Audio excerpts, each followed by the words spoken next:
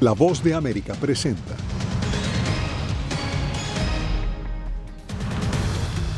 Presidente Biden se despide de la ONU pidiendo un alto al fuego en Gaza y reiterando el apoyo a Ucrania. Líderes latinoamericanos se pronuncian ante la ONU sobre el conflicto del Medio Oriente. El presidente de Colombia tildó a Benjamin Netanyahu de criminal. Israel intensifica bombardeos en el Líbano. Autoridades reportan más de 550 muertos y miles de civiles huyen hacia el norte. Y California da un paso hacia la sostenibilidad. Nueva ley prohibirá las bolsas plásticas en supermercados a partir del 2026.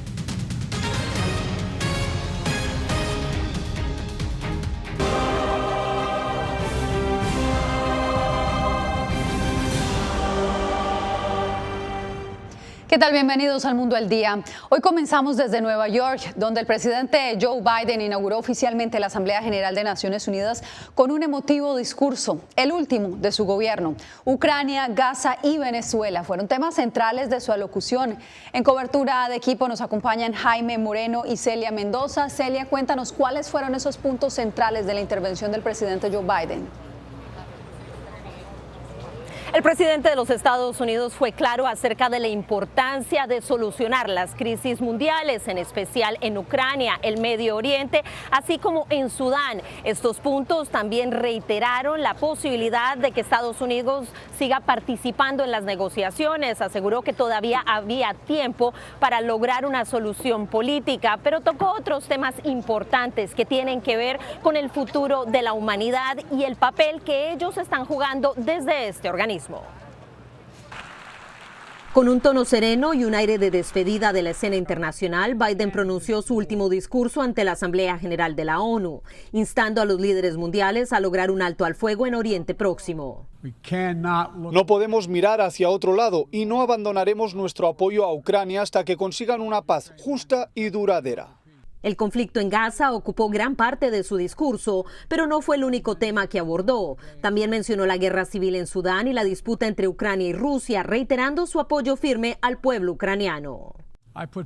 He presentado a Qatar y Egipto un acuerdo de alto al fuego y de rehenes que ha sido aprobado por el Consejo de Seguridad de la ONU. Ahora es el momento de que las partes ultimen sus términos. La guerra en Ucrania será protagonista en esta jornada, ya que el presidente ucraniano Volodymyr Zelensky participa en la sesión del Consejo de Seguridad de las Naciones Unidas de este martes.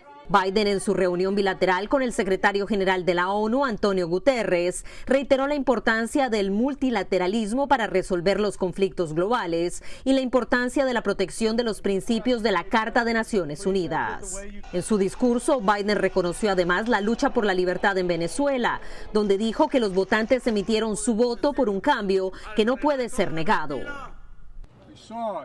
Vimos ese anhelo universal por los derechos y la libertad en Venezuela, donde millones votaron por un cambio que no ha sido reconocido. Pero no puede negarse, el mundo sabe la verdad. Mientras tanto, en el Consejo de Seguridad, el embajador de Rusia rechazó completamente todas las acusaciones en su contra. El líder de ese país, Volodymyr Zelensky, el ucraniano, estuvo presente y dijo que la única manera para salir de esta crisis de forma política es presionando a Vladimir Putin. Y el secretario de Estado, Antony Blinken, fue claro que el resto de los países que está ayudando a Rusia, entre ellos China, Corea del Norte e Irán, tienen que dejar de hacerlo.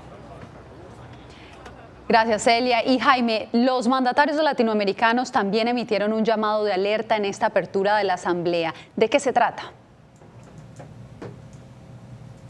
Yasmín, los líderes de la región, encabezados por el presidente de Colombia, Gustavo Petro, y de Brasil, Luis Ignacio Lula da Silva, fueron muy críticos contra la comunidad internacional por su incapacidad para frenar la guerra en el Medio Oriente e hicieron una férrea defensa de los palestinos y con palabras de alto calibre contra Benjamín Netanyahu. El comienzo de la 79ª Asamblea General de la ONU estuvo marcado por el reclamo de los mandatarios latinoamericanos sobre la guerra en Medio Oriente. Gustavo Petro, presidente de Colombia, cuestionó al primer ministro de Israel por los ataques hacia la Franja de Gaza. Y la lógica de las bombas que suelta un criminal como Netanyahu sobre Gaza. En su discurso, Petro insistió en denunciar el apoyo de gobiernos a un genocidio sostenido por la desigualdad social y dijo que el proyecto democrático de la humanidad está muriendo. Hace un año pedí una conferencia de paz por Palestina en este mismo lugar, sin que hubiera estallado aún la primera bomba. Hoy tenemos 20.000 niños y niñas asesinados bajo las bombas y los presidentes de los países de la destrucción humana se ríen en estos pasillos.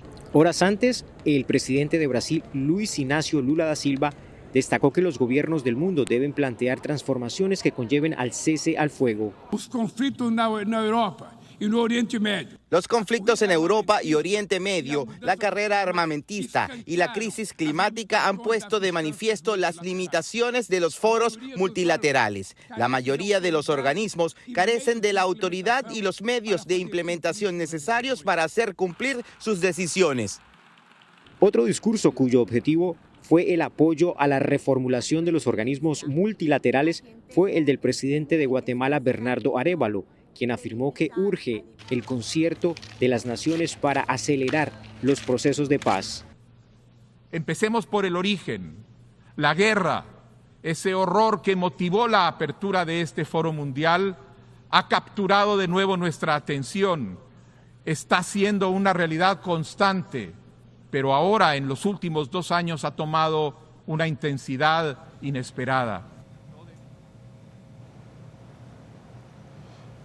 Para destacar que hasta este momento ninguno de los líderes de la región, ni Petro, ni Lula da Silva, ni el presidente de Guatemala, ni Nayib Bukele, quien acaba de hablar, han hecho una sola mención, ninguna, al tema de la crisis política de Venezuela. Solamente hace pocos minutos el presidente de Argentina, Javier Milei, habló de manera general sobre la situación de derechos humanos en ese país.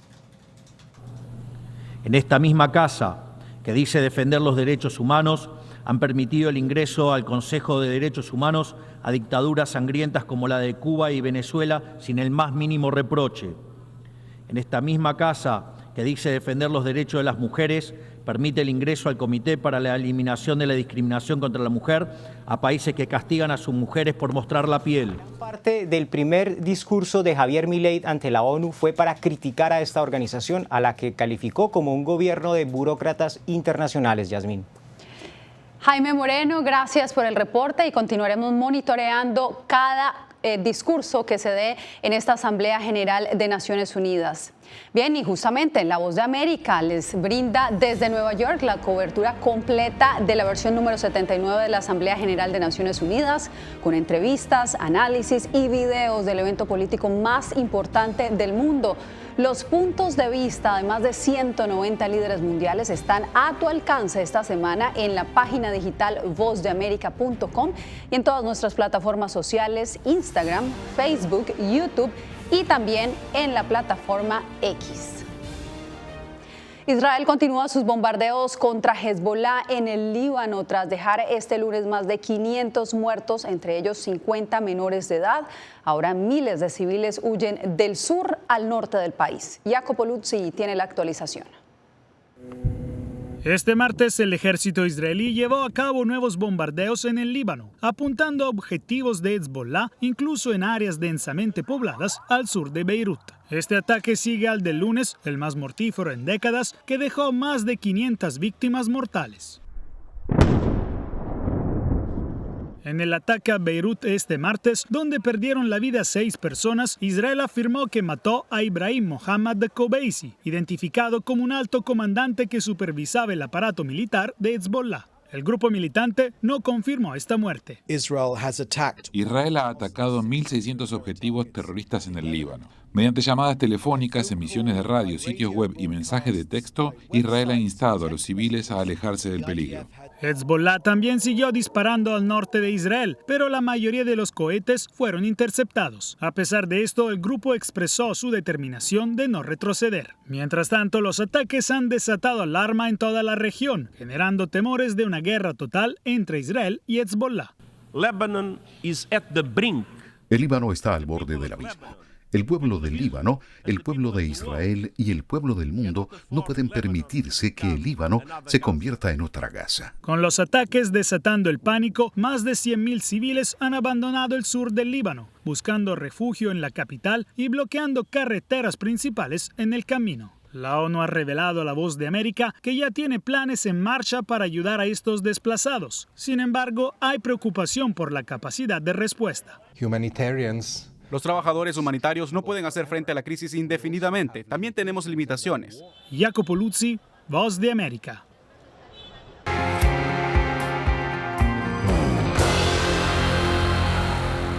En el estado mexicano de Guerrero, John dejó caos y destrucción al tocar tierra la noche de este lunes como un ciclón categoría 3, con vientos de hasta 205 kilómetros por hora y lluvias torrenciales. El ciclón dejó 2 personas muertas y causó deslaves y cortes eléctricos. Roosevelt Rasgado nos informa.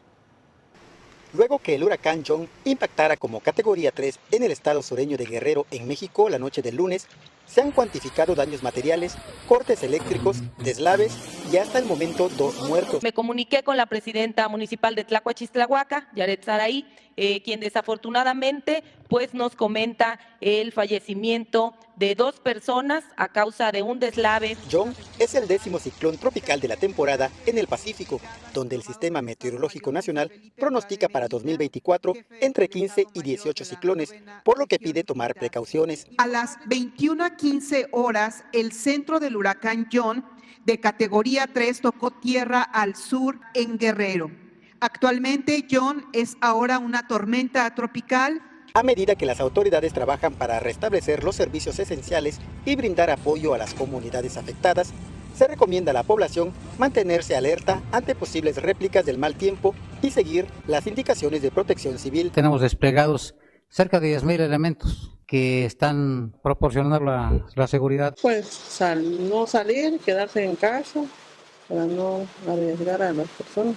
Sin embargo, la población se encuentra en incertidumbre y hay temor de que las lluvias provoquen un daño mayor, como lo sucedido el año pasado con el huracán Otis. Este mes apenas estamos a 24 de septiembre, el Otis fue el 24 de octubre. El huracán John, ahora degradado a tormenta tropical, sigue su trayectoria alejándose de las costas mexicanas, pero las lluvias intensas y los fuertes vientos podrían persistir en las próximas horas. Roosevelt Rasgado, Voz de América, Guerrero, México. En Ecuador, el gobierno adelanta nuevos racionamientos eléctricos, esta vez de más duración, en respuesta a lo que el gobierno califica como la peor sequía hidrológica en 61 años. Desde Quito, Néstor Aguilera nos presenta el informe. Tras un inicio de semana con nuevos y más prolongados racionamientos de luz, motivados por la ausencia de lluvias en los lugares donde se encuentran las centrales hidroeléctricas que abastecen el país, los ecuatorianos ponen sus esperanzas en el retorno de las lluvias. Finalmente es una crisis de agua que estamos viviendo, que afecta al sector agrícola, al sector, obviamente, los incendios forestales, al sector del agua y, por último, que también es algo que estamos viviendo en este momento, al sector hidroeléctrico. Según un reciente informe de la Organización Panamericana de la Salud, entre el 1 de enero y el 10 de septiembre de 2024 se han detectado 338.616 focos de incendios en Sudamérica, un incremento del 99% en comparación al mismo periodo en 2023. Está más intenso de lo que debería estar. Es normal que en los meses de julio y agosto disminuyan mucho los eventos de precipitación, también en la parte de septiembre. Y es porque varios de los sistemas y de los factores que facultan la presencia de lluvia se desplazan, están desplazados. Pero esta vez sí es muchísimo más intenso. Solo en Ecuador se han contabilizado más de 1.300 de incendios forestales desde el 23 de agosto, con más de 23.000 hectáreas de cobertura vegetal consumidas. Quito es una de las más golpeadas. Este ha sido el año donde hemos tenido temperaturas mucho más altas, condiciones climatológicas mucho más complejas. Lo hace uno de los veranos mucho más complejos que hemos tenido que vivir en la ciudad, diría yo, en los últimos 20 años. La considerada peor sequía hidrológica de los últimos 61 años llevó al gobierno a aplicar racionamientos más frecuentes y prolongados de hasta 14 horas diarias. Néstor Aguilera, Voz de América, Quito. California dio un gran paso hacia la sostenibilidad con la aprobación de una ley que prohíbe el uso de bolsas de plástico en supermercados. Fernando Mejía tiene la información. De ahora en adelante, si usted no lleva una bolsa a los supermercados en California, tendrá que buscar una manera de llevar sus compras a casa. Si es para el medio ambiente, estamos muy bien. Y acuérdese que todos estamos dispuestos al cambio. Depende con qué expectativa lo mires. El gobernador Gavin Newsom firmó el domingo esta nueva ley aprobada por la legislatura el mes pasado que busca acabar con lo que los ambientalistas consideran un veneno para la tierra y para la salud de las personas. Para proteger el medio ambiente, toda la comunidad está muy entusiasmada de saber de que nosotros podemos ser agentes de cambio social para la protección del medio ambiente. El grupo Oceana en California concluyó que la ley anterior que permitía bolsas de plástico reusables no está siendo efectiva y que la gente no reciclaba adecuadamente. La basura por bolsas de plástico ocasionado por personas subió de un promedio de 3.5 kilos anuales a 5 kilos en los últimos años. Porque no había una forma de enforzamiento y no había educación para el pueblo ni para los vendedores. Entonces toda la gente hacía lo que quería. 12 estados en la nación tienen leyes similares en contra de las bolsas de plástico. Varias ciudades en 28 estados aquí en Estados Unidos hacen lo mismo. La mayoría apoya esta medida, aunque algunos no lo ven con buenos ojos. Pues sí, porque si no hay bolsa en la casa, ¿qué vamos a hacer? Si no hay bolsa donde vamos a comprar, esa ley como que no sirve. Newsom se convirtió en el primer político en aprobar una ley en contra de las bolsas de plástico en el 2007 cuando era alcalde de San Francisco. En el 2014, la legislatura de California aprobó la ley que daba opción de comprar las bolsas, la cual fue aprobada por los votantes en el 2016. Fueron casi 10 años de batalla que al parecer llegan a su fin. No más bolsas de plástico en los supermercados. Fernando Mejía, Voz de América, Los Ángeles, California. Usted no se mueva porque al volver un ex asesor presidencial es el más reciente encarcelado por el gobierno de Nicaragua. Esto y más en minutos. Esta semana en Foro, ¿cómo han cambiado las remesas, las economías de la región? Cuanto peor andan las economías regionales, más grandes se ponen las remesas, porque más gente emigra. Lo que vemos son dos tendencias fundamentalmente. Una continuidad del envío de dinero, pero al mismo tiempo una desaceleración. Los migrantes se han apretado los pantalones para seguir enviando. Soy Néstor Aguilera, corresponsal de La Voz de América en el Ecuador. Informar sobre la realidad de un país exige una alta dosis de responsabilidad periodística, más aún cuando las noticias evolucionan a cada instante. Aquí en La Voz de América encuentras noticias veraces, precisas y balanceadas. Valores profesionales que me motivan a trabajar día a día para informarte de manera profunda sobre los temas que más impactan tu vida diaria. Porque en La Voz de América, la prensa libre importa. Uno de los mayores centros de producción global de opio está experimentando profundos cambios a medida que los talibanes intensifican su lucha contra la industria de la droga. Hellman, la maldición de los narcóticos, una investigación exclusiva de La Voz de América que nos lleva a lo más profundo de las plantaciones de amapolas en Afganistán, ahora en todas nuestras plataformas.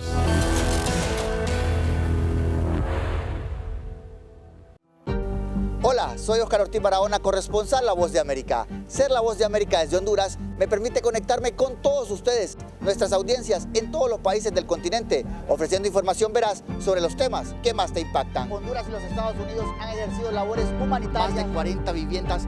Desde perspectivas humanas y con base en hechos, te informamos para que seas tú quien formes tu propia opinión, porque en La Voz de América, la prensa libre, importa.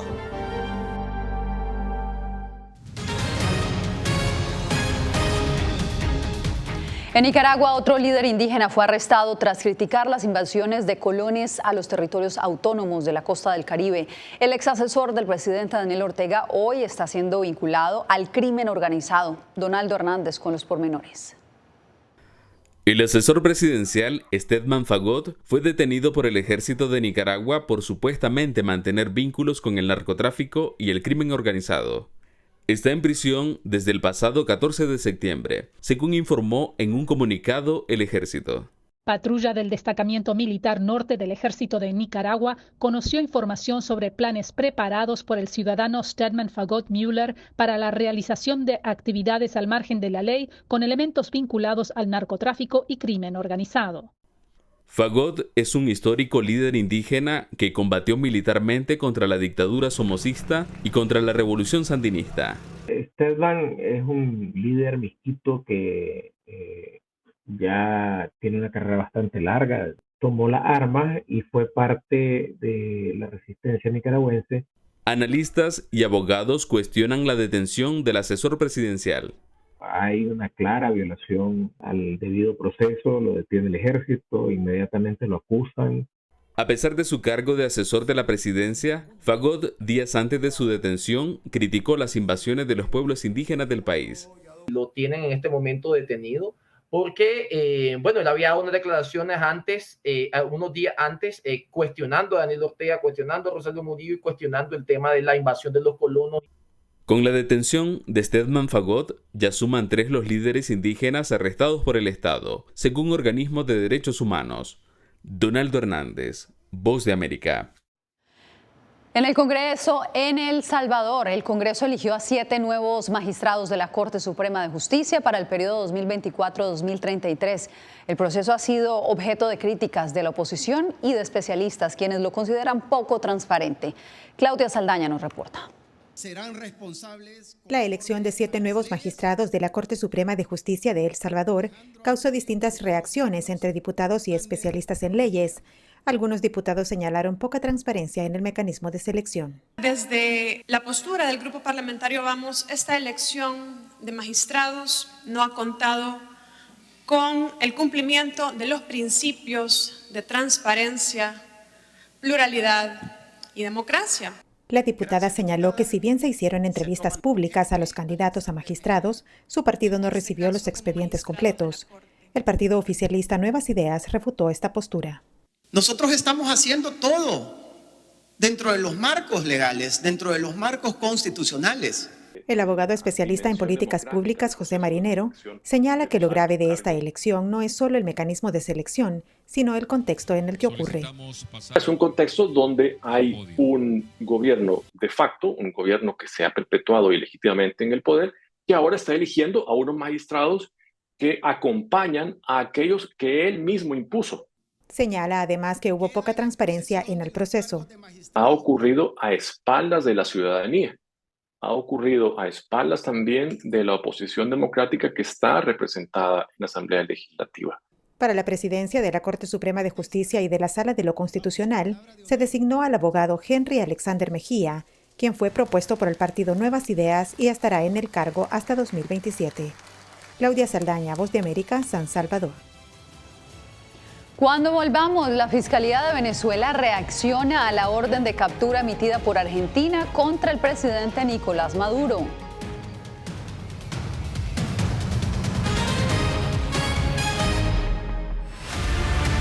People think these mass shootings they all think it's not going to happen to them until it happens to them. Periodismo, la prensa libre importa. You know, I never thought it would happen to me. Disponible en vozdeamerica.com. Nunca pensé pasar 2 años y 7 meses en la prisión por nada más pensar diferente a las autoridades de Nicaragua. Una vez que bajamos del avión, acá en Estados Unidos, en Washington, nos damos cuenta que estamos libres porque no sabíamos si también veníamos a una cárcel, no sabíamos nada.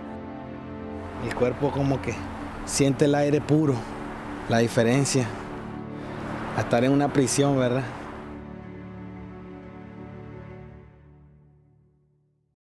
Soy Jacopo Luzzi, reportero de La Voz de América aquí en Washington, D.C. Ya sea informando desde el Capitolio, desde la Casa Blanca, cubriendo el impacto del cambio climático, el impactante tema migratorio, o subir en un avión y cruzar medio mundo para estar en el lugar de la noticia con la información precisa y veraz, este es mi compromiso como periodista. Un compromiso de vida profesional que comparto con ustedes, porque en La Voz de América la prensa libre importa. ¿Flamenco? Sí, flamenco, para echar unos pasos gitanos ahí. En una época en la que muchos en Estados Unidos mueren en hospitales, un hijo adulto quiere darle a su padre que transita los últimos días el regalo de una muerte en paz. ¿Lo oyes? ¿Está bien?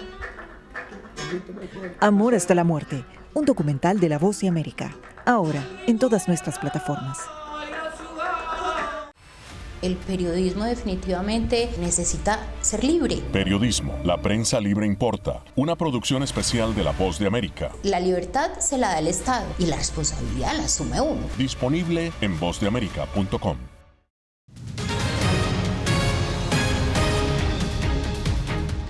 La Fiscalía de Venezuela calificó como estúpida la decisión de la justicia argentina de ordenar la captura del presidente Nicolás Maduro y otros miembros de su círculo, a quienes acusa de perpetrar crímenes de lesa humanidad. Adriana Núñez Rabascal con el informe. El fiscal general de Venezuela, Tarek William Saab, dice que Argentina está copiando la medida tomada por su oficina la semana pasada de solicitar a Interpol alerta roja contra el presidente de Argentina, Javier Milei, y parte de su gabinete por incautar un avión de matrícula venezolana y tripulación iraní en 2022. Ellos se han pronunciado de manera burda, estúpida y totalmente violando lo que es el sistema de justicia de Venezuela y el derecho internacional en contra de las autoridades venezolanas. Eres un copión. Sin embargo, la justicia argentina emitió la orden de arresto contra el presidente de Venezuela, Nicolás Maduro, y otros funcionarios chavistas después de revisar una denuncia presentada el año pasado por el Foro Argentino para la Defensa de la Democracia. Esa denuncia se apoya en el principio de jurisdicción universal que permite a cualquier Estado procesar a quien incurra en delitos graves contra los derechos humanos, sin importar dónde se cometa ese crimen. El fallo del Tribunal de Buenos Aires encomienda a la Interpol capturar a Maduro y extraditarlo a Argentina para responder por acusaciones de torturas y asesinatos contra la disidencia desde 2014. Lo que sí va a pasar es que si Nicolás Maduro quiere salir a cualquier país del mundo, si no tiene un acuerdo previo con ese país para que no se cumpla la orden, ni la alerta roja, ni la orden internacional de captura, va a quedar detenido. Sumado a esto, desde noviembre de 2021, Venezuela es objeto de una investigación en la Fiscalía de la Corte Penal Internacional por denuncias de violencia sexual, torturas, detenciones masivas y otros crímenes cometidos desde hace una década contra opositores. Adriana Núñez Rabascal, Voz de América, Caracas. Nosotros hacemos una nueva pausa y ya regresamos en El Mundo al Día. Siento miedo de ejercer periodismo. Periodismo, la prensa libre importa. Una coproducción de La Voz de América y Teleamazonas. Siento miedo de decir que soy periodista. Disponible en vozdeamerica.com. Soy Celia Mendoza, corresponsal internacional de La Voz de América. Desde que me uní a este equipo de profesionales hace más de una década, he tenido la oportunidad de descubrir un mundo de noticias que comparto con ustedes. La Voz de América habló con el director. Porque siempre estoy en el lugar de los hechos, entregando información veraz, clara y precisa, manteniendo nuestro compromiso periodístico, porque en La Voz de América, la prensa libre importa. Retroboa. Soy Salomé Ramírez. Soy Mixi Macías y te invitamos a que conversemos de los temas actuales que más te interesan.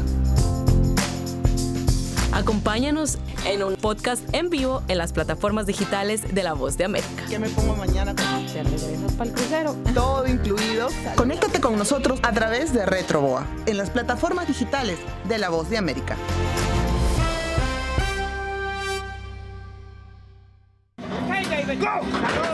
La Voz de América presenta testimonios de tolerancia directamente desde el corazón de una de las regiones más conservadoras de Estados Unidos. Historias de personas determinadas a derribar estereotipos, viviendo de manera auténtica en el hogar de los valientes. Encontraron su libertad. Disponible en todas las plataformas de La Voz de América. En Cuba no se matan a los periodistas. Periodismo, la prensa libre importa. Una producción especial de La Voz de América. Su énfasis se pone en la destrucción moral del individuo. Disponible en vozdeamerica.com.